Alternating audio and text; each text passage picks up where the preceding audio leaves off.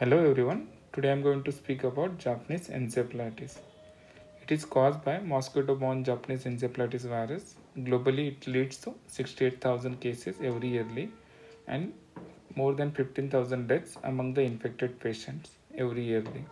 It is the leading cause of viral encephalitis in many Asian countries, including India. It accounts for 5 to 40% cases of acute viral encephalitis in India. India have 231 endemic districts in 23 states according to the IIP vaccination textbook 2014 edition.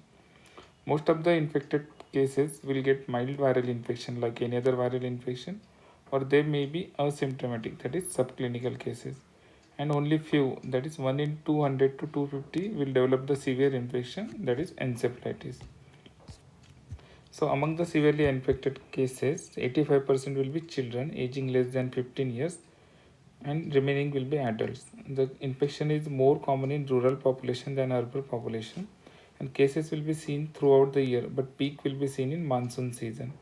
Among the infected cases, 30% will die, remaining 30 to 50% will recover with a severe neurological deficit, which will be permanent, and remaining 20 to 30% will recover fully. This is a diagram showing the global incidence of the Japanese encephalitis virus, and India comes under the high risk category. The Japanese encephalitis comes under the acute encephalitis syndrome, which is defined as a person of any age at any time of year with acute onset of fever and a change in mental status like confusion, coma, etc., and or new onset of seizure excluding simple febrile convulsion. So let's see the life cycle of Japanese encephalitis virus. So here the culprit mosquito is Culex species. Human acts as a dead end host and they have low viremia. So from human to human transmission through mosquito bite is very less likely. Birds acts as a maintenance host and pig acts as a amplifying host. So mosquito get the infection through either birds or pig, and there is a transorient transmission among the mosquito, means from one generation to the next generation the virus will get transmitted, and in between human get infected through the bite of these infected mosquitoes. The Japanese encephalitis virus is single stranded RNA virus which is called as flavivirus. It belongs to Flaviviridae family. It has total 5 genotypes G1 to G5. Among these genotype 3 and genotype 1 is responsible for most of the Japanese encephalitis cases. Let's see pathogenesis of infection. Actually, exact pathogenesis is not known, but it mainly affects the central nervous system, leading to neuroinvasion, neuroinflammation, and neuronal cell damage. The average incubation period is 5 to 15 days. So, virus get entry into human through mosquito bites. Then there will be the multiplication of virus at reticular endothelial system and peripheral lymph node. Then virus will get entry to target organ, that is central nervous system and anterior horn cells of spinal cord, and then it will cause the damage through inflammation and direct cell damage. So the Japanese encephalitis disease progresses in 3 stages. First stage is the prodromal stage, seen in the first week of infection. Here the patient will have symptoms and signs of any viral infection. He will have fever, rash, generalized body ache, myalgia. Then next stage will be the encephalitis stage, seen in the second week of infection. Here patient will show the signs and symptoms of encephalitis like neck rigidity, photophobia, difficulty in speech, coma, etc. And third phase will be the recovery phase or late stage or sequelae phase. This will be seen in the third week of infection. Here patient either will die or he will recover with permanent neurological damage. So as we have seen, the Japanese encephalitis is associated with a significant morbidity and mortality, and at present there is no specific antiviral drugs against the encephalitis virus, and treatment is mainly supportive. So prevention plays the important role.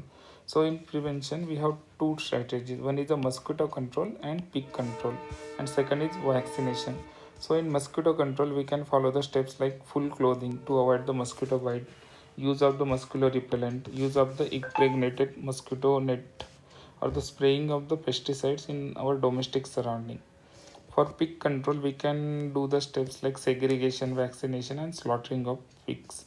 but this strategy is not found so effective. So here vaccination plays the role, which is proven and effective strategy.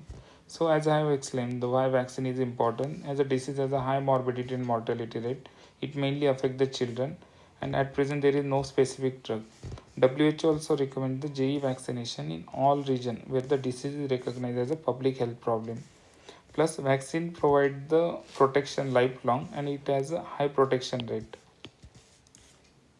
So let's see the few points about vaccine. So vaccine only protects against the genotype type 3.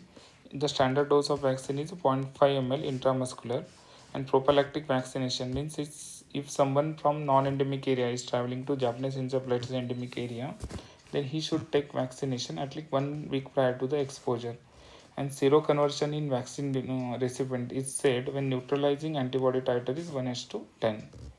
So what are the indication of vaccination? The first is the persons who are living in endemic area, and prophylactic vaccination if someone is traveling to endemic area and going to stay for at least 4 weeks there. And what are the contraindication for vaccination? If person is known allergic to any vaccine component, and second is lactating or pregnant woman. So let's see what are the vaccines available in India. So we have three categories of vaccines available.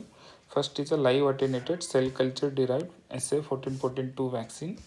Second is an inactivated SA1414-2 vaccine.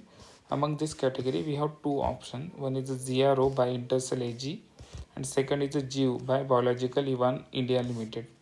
In third category, there is an inactivated vero cell culture derived Indian Kolar strain vaccine. Here we have two options. First is a Genvac by Bharat Biotech, and second is a GE Shield by Abbott. So let's see each vaccine one by one. The first is a live attenuated cell culture derived SA1414-2 vaccine. It is produced in the China by Chengdu Pharmaceutical Limited. It is only available in government setup. So only given in endemic area which are defined by the government. It is available as a single or multi-dose vial. The standard schedule is a 0.5 ml intramuscular, 2 doses. First at a 9-month of age, second at a 18 to 24 months.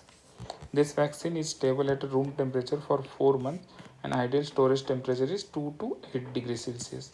So next vaccine is a GU by Biological Ivan India Limited. It is an inactivated SA1414-2 vaccine. It's available in 3 formulations.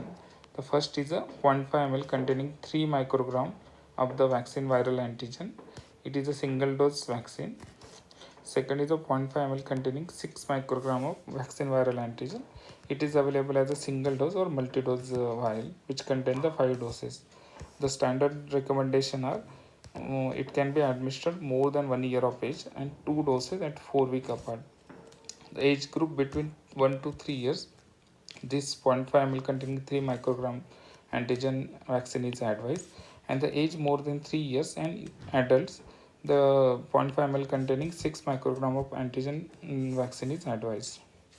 Next is a Genvac by the Bharat Biotech. It is a inactivated vero cell culture derived Kolar strain 821564X5 vaccine. It is available only as a single dose 0.5 ml vaccine. The IP recommendation is more than 12 months, 2 doses at 4 weeks apart. But recent studies are showing there is a equal seroconversion if we receive 2 dose or single dose.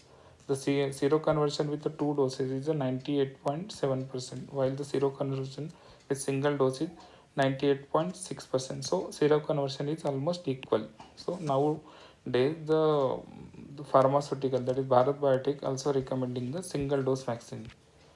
The next is a ZRO by Intercell AG Limited. It is produced in Austria. It is an inactivated vero cell culture vaccine. It is approved by US FDA in more than 2 months of age. The dose recommendations are 2 doses at 4 weeks apart.